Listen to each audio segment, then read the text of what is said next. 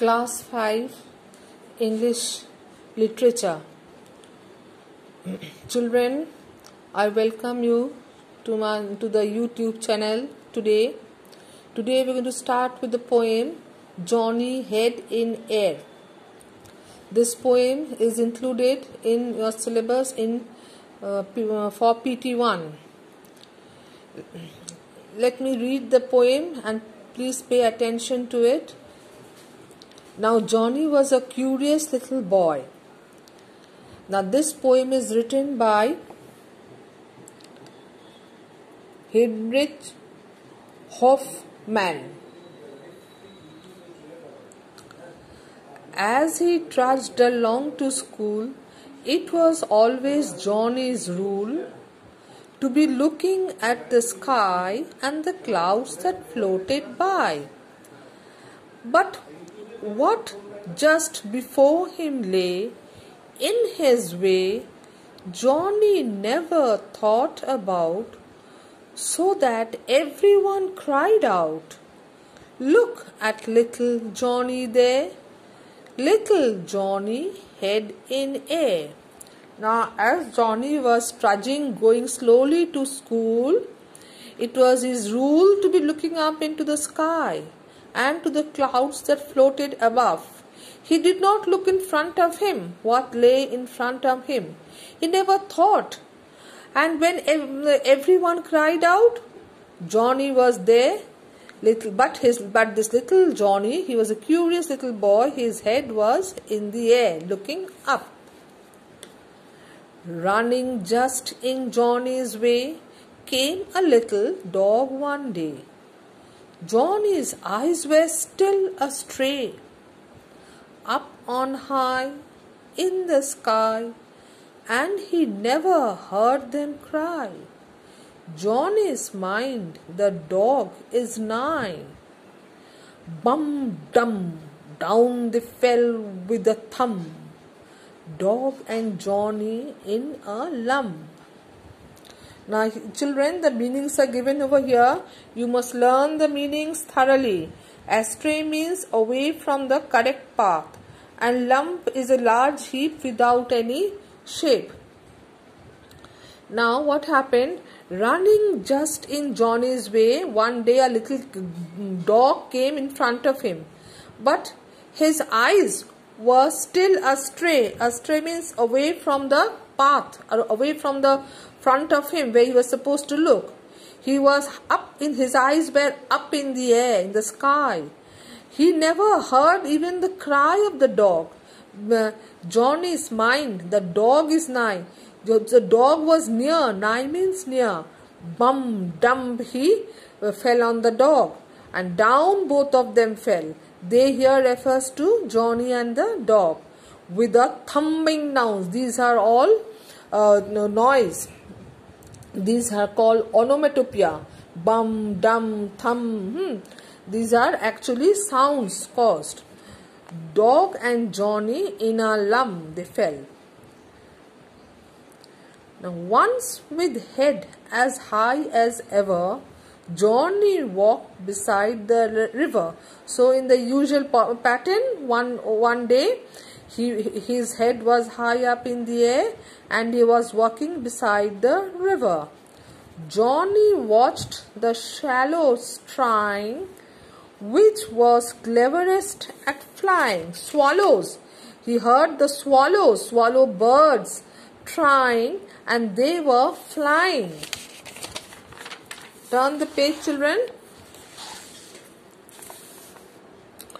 Oh, what fun!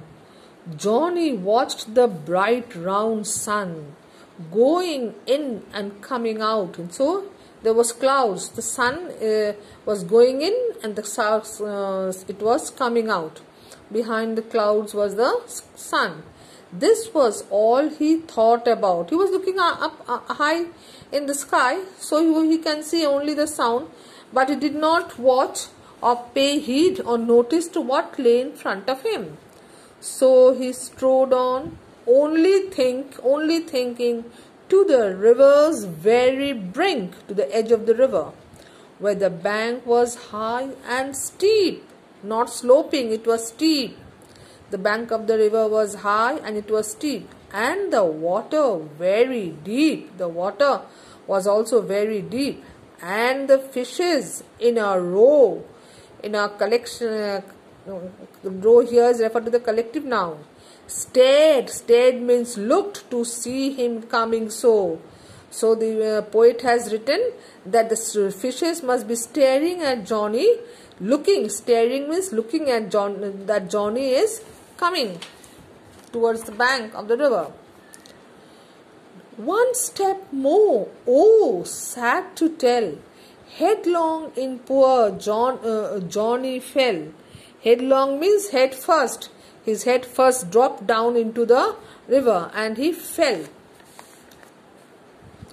And the fishes in dismay wagged their tails and ran away. You must have seen the fishes, small fishes, you must have seen how they wagged their tails from right to left, from left to right while they are swimming into the water. So Johnny fell and all the fishes were in dismay. That means they were in despair. They were rather sad. They moved their tails. Wagging means moving their tails, and they ran away. They is here referred to the fishes. There lay Johnny on his face with his nice red writing case.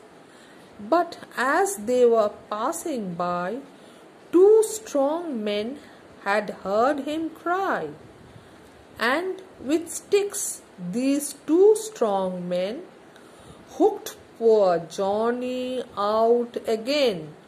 So they sent something, and Johnny caught on that and he came out of the water. Now there lay Johnny. So Johnny lay in the water on his face, with his face on the ground. He fell down with a nice red writing case. But as he was going to school, he had the case. This is how he walked to school.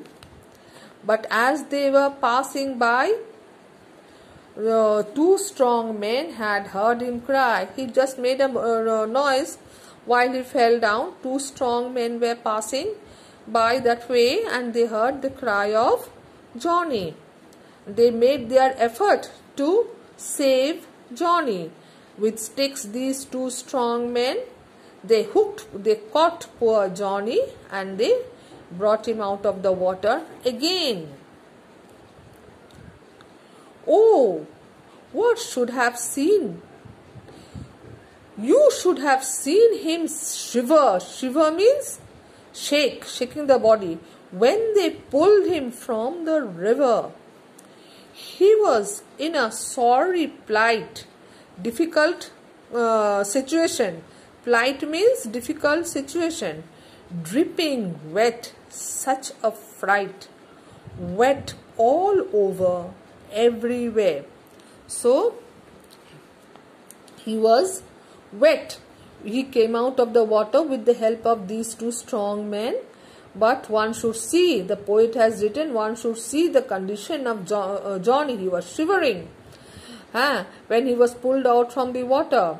He was in a very wretched condition, sorry plight, wretched, very poor condition, difficult situation, dripping wet. He was fully drenched, fully wet, and he was frightened also, wet all over and everywhere. Clothes and arms and face and hair, Johnny never will forget what it is to be so wet. Now he was drenched or wet all over. His clothes, his arms, his face, his hair, everything was wet. Johnny will never forget that what was the wretched condition when he was wet. Now you have to learn the name of the poet. This is Heinrich Hoffmann. It's very, very important. And of course the question answers are sent by me to you on these dates. You will see these question answers are all sent to you. You just do your part of studying. Thank you.